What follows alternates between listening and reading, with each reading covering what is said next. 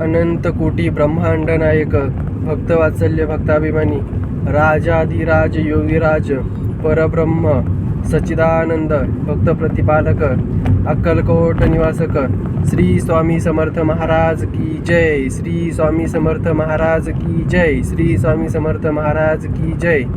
अवधूत चिंतन श्री गुरुदेव दत्त. स्वामींच्या ब्रह्मांडात या माझ्या यूट्यूब चॅनलमध्ये आपल्या सर्वांचं स्वागत आहे. जर अजूनही कुणी माझा हा चॅनल सबस्क्राईब केला नसेल तर सबस्क्राईब करून घ्या, कारण आपल्याला खूप सारे माझे स्वतःचे स्वामी अनुभव मी तुम्हाला या यूट्यूब चॅनलवरती तुमच्यापर्यंत पोहोचवणार आहे. माझ्या घरच्यांचे असेल, माझ्या नातेवाईकांचे असेल, माझ्यामुळे स्वामी सेवेत आलेल्या कित्येक जणांचे अनुभव असतील किंवा मला मेल आलेल्या अनेक लोकांचे अनुभव तुम्हाला ऐकायचे असतील तर सबस्क्राईब करून ठेवा या चॅनलला.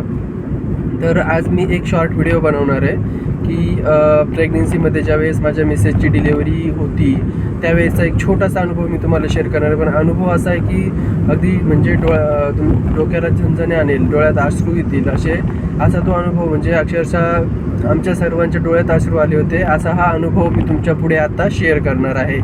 तर झालं असं की जेव्हा मी सोनोग्राफी केली तेव्हा मिसेसचं जे फ्लूइड होतं पोटामधलं ते कमी झालं होतं आणि बाळाची वाढ खुंटली होती.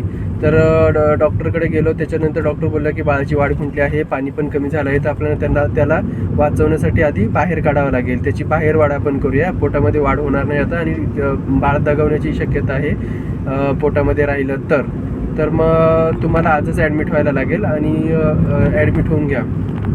तर मग आम्ही बोललो थोडा वेळ द्या आम्हाला, आम्ही विचार करतो. मग घरी गेलो, विचार केला आणि आम्ही ॲडमिट होण्याचं ठरवलं. मी पण मेडिकल फील्डमध्ये असल्यामुळे बऱ्याच गोष्टीचं ज्ञान मला आहे, तर त्यामुळे मी निर्णय घेतला आणि ॲडमिट होण्याचं ठरवलं. संध्याकाळी जायचं ठरवलं. मी 5-6 वाजता ॲडमिट व्हायचं ठरवलं. जायच्या आधी मिसेसला सांगितलं की तू स्वामींची एकदा पूजा करून घे आणि स्वामींना सांग की सगळं काही व्यवस्थित होऊन जाऊ द्या. आम्ही तर ऑलरेडी घाबरलो, पण तुमच्या भरोशावर आम्ही सर्व सोडून दिलं आहे, त्याच्यामुळे स्वामी जे काही असेल ते तुम्ही बघा. मग तिने पूजा वगैरे केली, स्वामींना नमस्कार केला. त्याच्यानंतर आम्ही जाऊन दवाखान्यामध्ये ॲडमिट झालो. मग त्या रात्री तर डिलेवरी नाही केली आम्हाला. दुसऱ्या दिवशी जी डेट दिली होती दुपारची तोपर्यंत फक्त ॲडमिट ठेवलं होतं. फास्टिंग वगैरे ठेवतात ते लोक, फक्त IV वरती सर्व चाललेलं असतं, जेवण वगैरे देत नाहीत.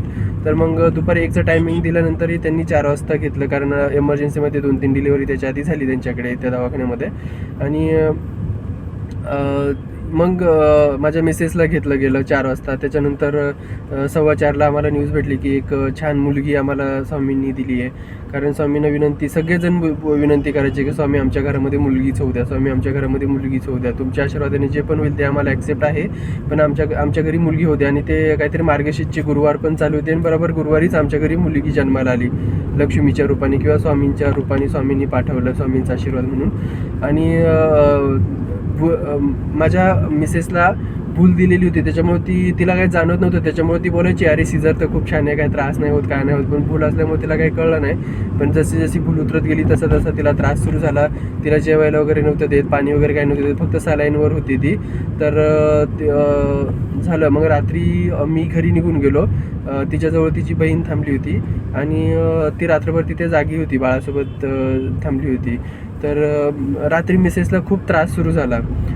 त्रास म्हणजे असं की मिसेस आता सांगते की मला असं वाटत होतं की मला हार्ट अटॅक येऊन मी मरेल, इतका त्रास सुरू झाला. मी नर्सला सांगते की नर्स मला त्रास होतोय, तुम्ही डॉक्टरांना बोलवा. पण रात्री डॉक्टर अवेलेबल नव्हते तिथे कोणी, त्याच्यामुळे मग कॉन्टॅक्ट चालू होता डॉक्टरांचा, हे औषधं द्या, ते औषधं द्या, असं करून पण काही त्रास कमीच होत नव्हता. तिला असं वाटायचं की आता मी मरेल किंवा मला हार्ट अटॅक येईल, इतका त्रास होत होता. तिने मला आत्ता सांगितलं, तेव्हा नाही सांगितलं मला तिने.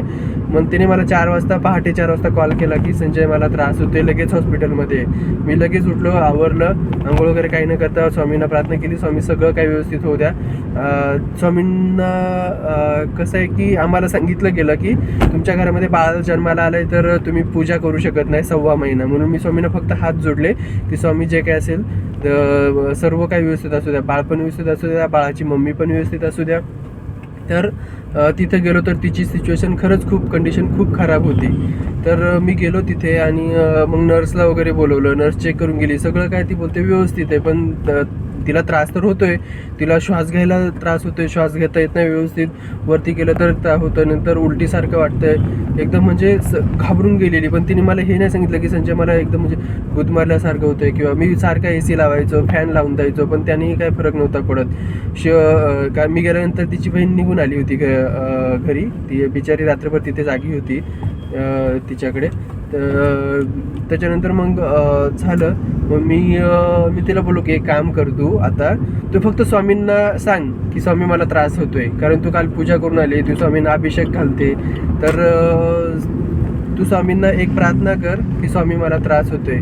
आणि त्या दिवशी मी बघितलं की मनापासून आवाज कसा द्यायचा असतो स्वामींना, मनापासून आवाज दिल्यानंतर स्वामी कसे येतात, हा महत्त्वाचा मुद्दा आहे. हा व्यवस्थित आहे का? तिने अगदी इथून असे हात जोडले स्वामींना, मी स्वतः समोर होतो, मी स्वतः समोर बघितलं, आणि स्वामींना एकदम आतल्या आवाजातून तिने आवाज काढला की स्वामी मला खूप त्रास होतोय, मला याच्यातून बाहेर काढा, कृपा करा स्वामी. आणि असं बोलून ती म्हणजे परत पहिल्यासारखीच झाली, एकदम झोपायचा प्रयत्न करू लागली, हे करू लागली, पण तिचा काही त्रास तो कमी नाही झाला. पण अगदी 10 ते 15 मिनिट, फक्त 10 ते 15 मिनिटाच्या अंतरावरती तिने मला हाताने असं करायला सुरुवात केली. म्हणजे तिला बोलताही येत नव्हतं किंवा ती सांगतही नव्हती, तिला काय फक्त हाताने इशारा केल्यामुळे मी लगेच तिच्याकडे गेलो आणि तिने सांगितलं की उषाला जो किडनी ट्रे ठेवला आहे, किडनी ट्रे म्हणजे मेडिकल फील्डमध्ये ते असतो, एक ट्रे असतो किडनीसारखा आपल्या, तर ती बोलली की तो जवळ घेऊन येईल. तिने जवळ आणायच्या आतच तिने उलटी केली. ती उलटी इतक्या प्रमाणात, ना जेवली होती ती, ना पाणी पिली होती, काहीच नाही, फक्त सलाईनवर होती.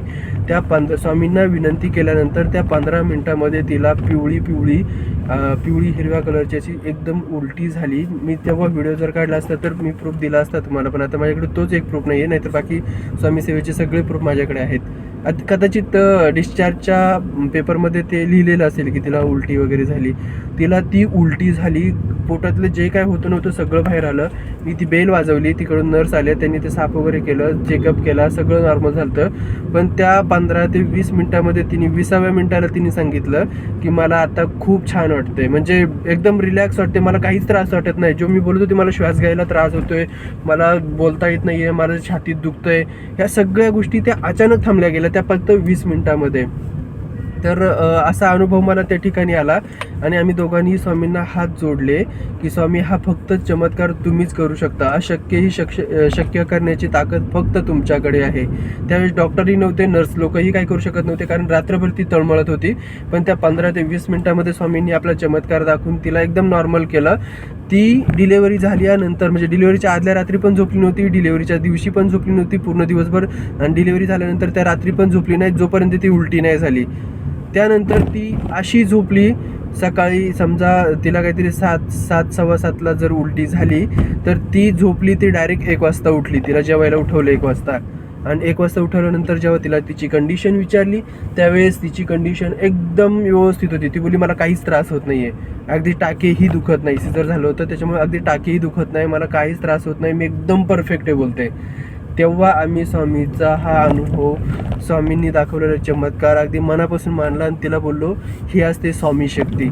ॲक्च्युली घरामध्ये पूजा वगैरे सर्व काही मीच करतो, पण जेव्हा गुरुवार असतो मी गुरुवारी उपवास करतो, ती करत नाही कारण प्रेग्नेंट होती. बाकीच्या स्वामींनीच म्हणजे तो प्रसाद दिलेला आहे, बाकीच्या गोष्टी असतात. तर पूजा ती करत नाही, पण अभिषेक जेव्हा मी घालतो तेव्हा ती पण अभिषेक घालते. जेव्हा आरती गुरुवारी आमची पोथी वाचून झाल्यानंतर आरती असते, त्या आरतीला ती उभी राहते, ह्या सगळ्या गोष्टी करते. त्याच्यामुळे कदाचित स्वामींनी तिच्यावरती, किंवा मी घरात पूजा करत असल्यामुळे स्वामींनी कदाचित पूर्ण घरावर त्यांची कृपादृष्टी आमच्या घरावर ठेवली असेल. तर असा हा माझा स्वामी अनुभव होता. तुम्हाला कसं वाटलं कमेंट्समध्ये नक्की सांगा, आणि चॅनलला सबस्क्राईब करायला विसरू नका. असे खूप सारे अनुभव आहेत जे मी एक एक करून शेअर करेल. आता व्हिडिओ मोठा होत चालला, मी शॉर्ट व्हिडिओ बोललो होतो पण व्हिडिओ मोठा होत चालल्यामुळे मी इथेच थांबतो आणि भेटूया पुढच्या अनुभवाला. तोपर्यंत स्वतःची काळजी घ्या. अवधूत चिंतन. श्री गुरुदेव दत्त. श्री स्वामी समर्थ महाराज की जय.